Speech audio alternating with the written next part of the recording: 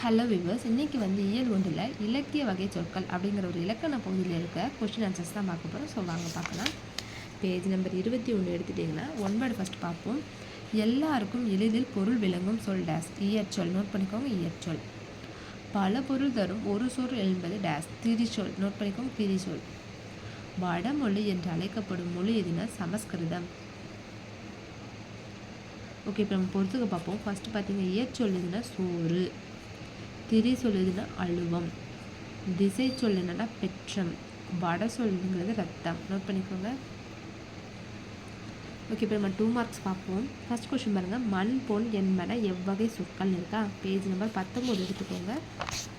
பாருங்கள், page number 19 எடுத்துட்டிங்கன்னா இங்கே பார்த்தீங்கன்னா இயற்சொல்னு இருக்கா, அதில் இங்கே பார்த்து பாருங்கள் மண் பொன் இருக்கா, அதில் என்ன சொல் கொடுத்துருக்காங்க? பெயர் இசை சொல்னு கொடுத்துருக்காங்களா?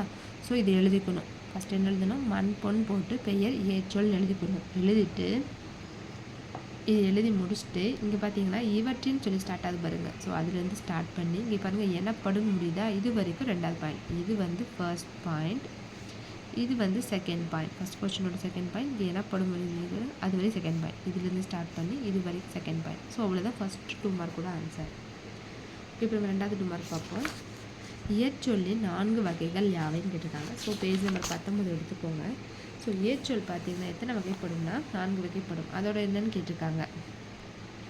இதோட ஆன்சர் பார்த்தீங்கன்னா இங்கே பாருங்கள், இயற்சொல்னு சொல்லி ஸ்டார்ட் ஆகுது பாருங்கள். இயற்சொல் பெயர் வினை இடை உரி ஆகிய 4 வகையிலும் வரும். ஸோ இவ்வளோ தான் ரெண்டாவது கொஸ்டினோட ஆன்சர். இதிலிருந்து ஸ்டார்ட் பண்ணி இது வரைக்கும் ரெண்டாவது கொஸ்டின் ஆன்சர். இதிலிருந்து இது வரைக்கும்.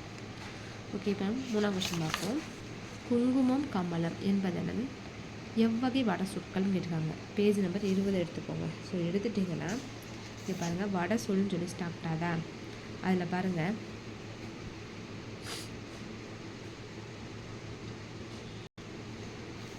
இதில் வட சொல்லேருந்து வட சொற்களை நிற்கிறதுலேருந்து நோட் பண்ணி என்பர்னு சொல்லி இது முடிவு பாருங்கள். இது வரைக்கும் 3வது கொஸ்டின் ஆன்சர். இதிலேருந்து ஸ்டார்ட் பண்ணி இது வரைக்கும்.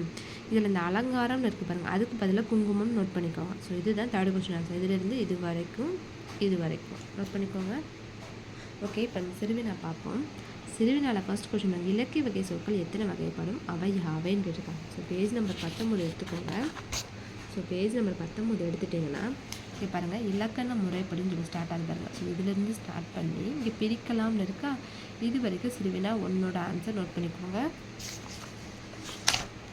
இது வரைக்கும் எழுதிட்டு அதுக்கடுத்து என்ன எழுதணும்னா இயற்சொல்னு சொல்லி போட்டு அதுக்கு 2 எடுத்துக்காட்டல் என்ன எழுதணும், கடல் கப்பல் அப்படின்னு நோட் பண்ணிக்கோங்க. கடல் கப்பல். அடுத்து திரிசொல்னு சொல்லி ஒரு கெட்டிங் போட்டு அதுக்கு 2 எடுத்துக்காட்டு வங்குல் அழுவம் அப்படின்னு போடணும். ஓகேவா? அடுத்து என்ன போடணும்னா திசை சொல்னு போட்டு அதுக்கு 2 எடுத்துக்காட்டு சாவி சன்னல் அப்படின்னு. அடுத்து வட சொல்னு போட்டு அதுக்கு 2 எடுத்துக்காட்டு என்ன எழுதணும், வருட மாதம். ஸோ இதுதான் ஃபஸ்ட்டு கொஸ்டினோட ஆன்சர். ஓகே, நம்ம ரெண்டாவது சிறுவினா பார்ப்போம். திரிசொல்லின் வகைகள் குறித்து விளக்குகன்னு இருக்கா. ஓகே, அப்புறம் பார்ப்போம். பேஜ் நம்பர் 19 எடுத்துக்கோங்க. பேஜ் நம்பர் 19 திரிசொல்னு இருக்கா, அதில் பார்த்தீங்கன்னா இது இருக்குது பாருங்கள் கற்றோருக்குன்னு இருக்கா, இதுலேருந்து ஸ்டார்ட் பண்ணி இது வரைக்கும் ஃபஸ்ட் எழுதிக்கோங்க. இதுலேருந்து ஸ்டார்ட் பண்ணி இது வரைக்கும். அடுத்து என்ன எழுதுனா பேஜ் நம்பர் 20 எடுத்துக்கோங்க. எடுத்துட்டிங்கன்னா இங்கே பாருங்கள் இதிலேருந்து ஸ்டார்ட் பண்ணி இது வரைக்கும், அப்புறம் இதுலேருந்து ஸ்டார்ட் பண்ணி இது வரைக்கும் சிறுவினா 2ஓட ஆன்சர். ஃபஸ்ட்டு என்ன எழுதணும், இதுலேருந்து ஸ்டார்ட் பண்ணி இது வரைக்கும் ஒரு பாயிண்ட்டு. அடுத்த பாயிண்ட் பார்த்திங்கன்னா இதுலேருந்து ஸ்டார்ட் பண்ணி இது வரைக்கும், அப்புறம் இதுலேருந்து ஸ்டார்ட் பண்ணி இது வரைக்கும் என்னது சிறுவினா 2ஓட ஆன்சர் நோட் பண்ணிக்கோங்க. ஓகே, இப்போ நம்ம சிறுவினா 3 பார்ப்போம். பண்டிகை கேணி என்பன எவ்வகை சொற்கள் விளக்குக. பேஜ் நம்பர் 20 எடுத்துக்கோங்க.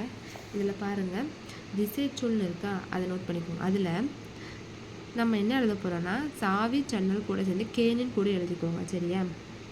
சாரி இந்த பண்டிகையிலேருந்து ஸ்டார்ட் பண்ணிக்கோங்க. எப்படின்னா ஸ்டார்ட் பண்ணலாம். நமக்கு பண்டிகை கேணி மட்டும்தான் கேட்டிருக்காங்க அந்த கொஸ்டினில். ஸோ நம்ம பண்டிகை கூட ரயிலில் இருக்குது பாருங்கள், அதுக்கு பதிலாக கேணின்னு போட்டுக்கோங்க. அதுலேருந்து ஸ்டார்ட் பண்ணி எனப்படும் முடிவு பாருங்களா, இது வரைக்கும் சிறுவினா 3ஓட ஆன்சர். இதிலேருந்து ஸ்டார்ட் பண்ணி இது வரைக்கும்.